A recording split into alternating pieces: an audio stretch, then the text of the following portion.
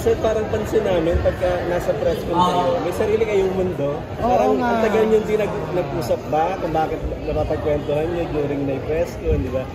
Parang may ganun. Ano yung napapag-usapan yung dalawa? Na-miss nyo ba yung isa't isa?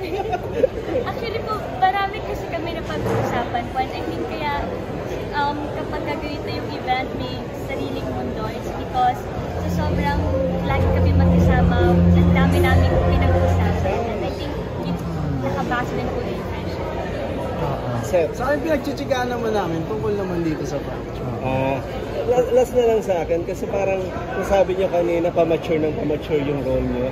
Nagawa na ni Jeremiah saka ni Oino, ni Howie. Kayo ba, pagka may mga magandang project ba, ready na rin kayo for acquisition? Mas mature. Siguro si Chin sasagot mo. Kay Chin ko po. Ikaw, kumbaga ikaw okay lang sa'yo, di ba? How about kay Sing? We'll see po. Anong desisyon ni Tita?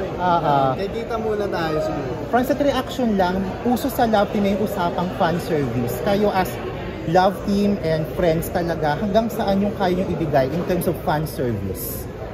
Fan service, I mean, Ano yun? Baba yung mic mo. kasi po ginagawa naman po namin yung trabaho namin. And kung ano po nakikita nyo kasi on cam, ganun din naman po kami off cam. So I think wala naman po. Kasi pag fan service, parang fake eh. So wala. May You're not faking it.